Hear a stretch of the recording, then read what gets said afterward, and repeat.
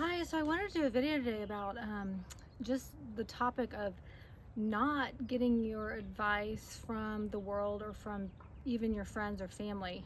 Um, so I want to give some examples of why um, that have been true in my life. And that is like one example was when we moved to California. Like, God moved us here. We had dreams about moving here. We had them about a year before we came, and they were very symbolic, and we did not know how to interpret them at the time. And so we went for about a year without knowing even what they meant or that they meant to move out here. But during that whole year, what was interesting is we started seeing double numbers on the clock. Every time we'd look at the clock, I mean, almost every time we looked at the clock, it'd be double numbers. And that is like a real life symbolism of transition. When you see double numbers and stuff, that's one thing it can mean. And so when it was time to move, God spoke to me. I mean, it's like he let me come to this place of just being like, I can't take it anymore. I need a change in my life. God, I need you to just show me what to do. I mean, I don't want to be like this anymore. I want my life to change. And that's when he said move to California. And it was so like out of left field because that wasn't something that we were planning on doing. I had actually been looking to move in Tulsa for 3 years. I had a realtor and everything, and I'm constantly looking, but I always got kind of a sick feeling inside when I would look at the houses. I'm like, this is not the house for us. This is not what we're supposed to be doing. But when God told me to move, I was journaling and I was just crying out to him, and he was like, move to California, you're supposed to go to California. So then I took that to a house group meeting, and I said, I wonder what this dream means. Could you help me interpret this to a man at this house group? And he said, that means you're supposed to move to California, that you're supposed to go. And so then he just felt very led to put me in the middle of the room and let everybody in the group give me words that they felt like God was telling them. And what's so awesome about this group is this is not something that you find very often, but they were open to the Holy Spirit to lead what the group meeting would look like. It wasn't 3 songs and a sermon with only one person in the front giving a message because as if they're the only one that can hear from God. This group was like a training ground, a practicing ground for hearing from the Holy Spirit and being led by him. And it was such a huge blessing to me that happened, because I was able to get a ton of prophetic words that confirmed not only my dream, but the word that I got about going to California. They all were giving me words about going to California. The next step was getting Derek to hear from God about going to California, and not just following me, because I was like, you're not just going to follow my lead on this. You have to get a word yourself. And the whole process was extreme. I mean, we were out of town for 2.5 months doing workshops, and on our way home, I was like, we know we're supposed to go to California now. Why don't we call our realtor and just say, we're ready to list our house?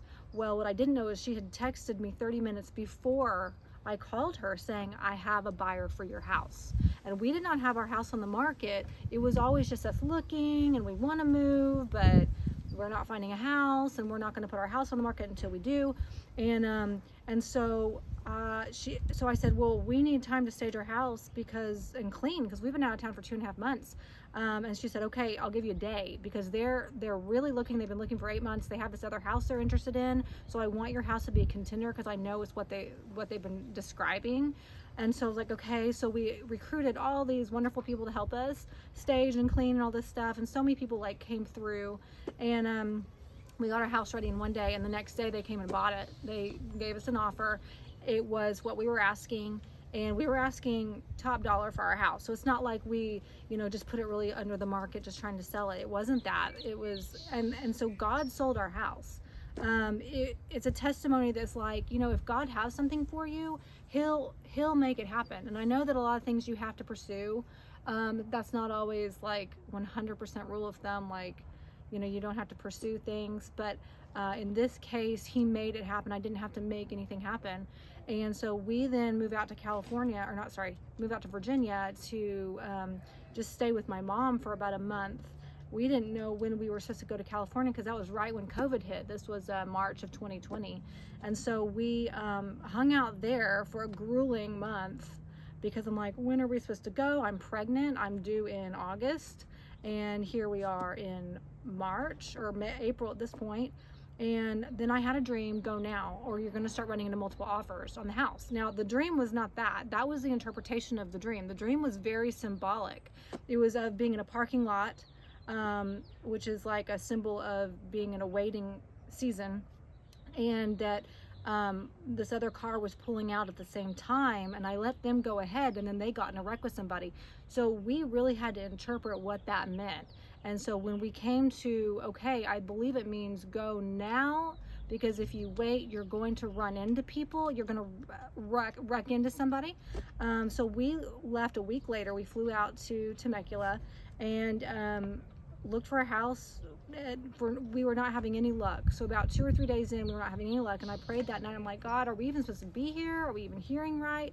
And he just said, wait. I just heard wait. And I, who knows what that means? Like, that could mean like a year from now. Like, so the next day, we had gotten a word from someone, a prophet person that we knew, our neighbor, and he was a Pentecostal preacher, and we believe in prophecy. So whenever he would give us a word, we'd listen.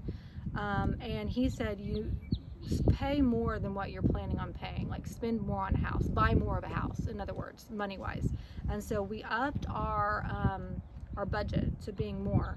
And the very next day we went and saw our house, and it was the house. It was like a dream that I had that described what our house looked like.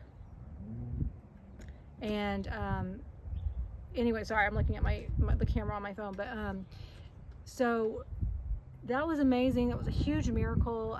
We got a hold of the house too with no other offers. It was in the middle of COVID, and that's nothing. He told us to go in the middle of COVID. LAX was a ghost town. It was against all worldly advice. Why would you go during COVID? That's like the worst time to go. All these things that we, against the advice we were getting. But there was no other offers on the house, which was really unheard of. Even before COVID hit, there was 3 to 5 offers on every house, and houses going for over asking and all this business. And we got it for what they were asking, well, a little bit less than what they were asking, but because they paid for closing costs. But so all that to say, after COVID, after COVID started to die down a little bit, then there was 20 offers on every house. People were leaving the state because they weren't able to find a house. They were, putting offers on 10 houses, and they were like, this is my last one before we're going to move out. Like, this is ridiculous. And, I was meeting people that were having these stories, and so, and then also, our house has gone up over 50%. And I'm not saying that the market won't, not crash. I don't think it's going to crash, but like, come down a little bit because it's extreme. But still, we're sitting in a house that has gone up more than 50%.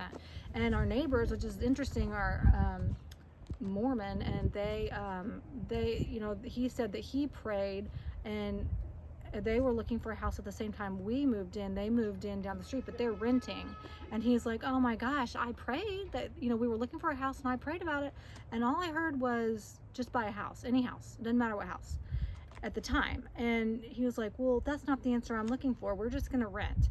And so he's like, I talked to him the other day, and he was like, I wish I'd listened, because obviously now the houses are so expensive that it's like they can't even afford to buy a house now. And honestly, we wouldn't even be able to afford the house that we're in at the price that it is now.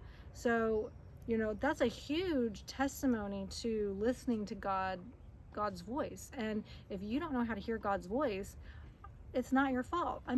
You were not trained to hear God's voice. I've been in church my whole life, and it's not taught. I've been to lots of different churches, charismatic, Pentecostal, the ones that, more Holy Spirit, evidently, they don't talk about it either. They don't train you to do it. I had to learn it completely by God training me to do it. So I started with journaling. I was like, Lord, you gotta show me how to do this. And I would just write down what came to me, what I felt like he was saying to me. It was just almost like my own thoughts, it felt like. And I'd write that down, and he would train me by going to the grocery store, telling me what to get, what to buy. And when I would pick something different, there was something wrong with it. Like I would choose a milk, he said don't get that one, and then I put it in the cart anyway, and it was like leaking milk. Just silly stuff like that, but like that is just kind of how he was training me when it was him, when it wasn't him. You know, what does that sound like? But it's not your fault if you don't know how. I mean, literally, it's not being taught. And I think that is a huge failure in the church, because I think the problem is we're supposed to mature and grow up, not continue to be spoon-fed by someone in the front, you know, saying this is what I heard from God, if they're even saying that. And then here's the message, and then you just receive it, and then you go live your life, but not led by God, and because you know, kind of the blind, going blindly in life.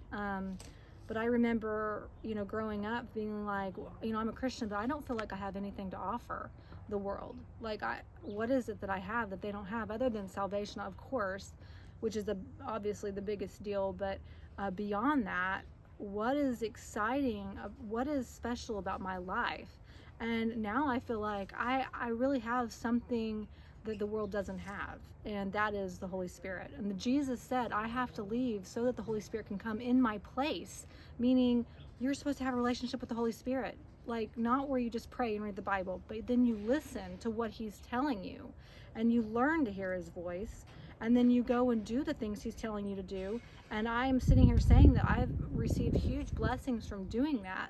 And I'm even starting to get words for people and dreams for other people other than myself. So anyway, I would just encourage you to just kind of start going down that road, because there's not a life more interesting than that, and what God has for you. You know, many are called, but few are chosen, and it's because of this. You know, if you don't hear God's voice, then, I mean, that is a relationship with God. How can you possibly do what he's wanting you to do if you're not allowing him to speak back to you? So anyway, I hope that encouraged you today.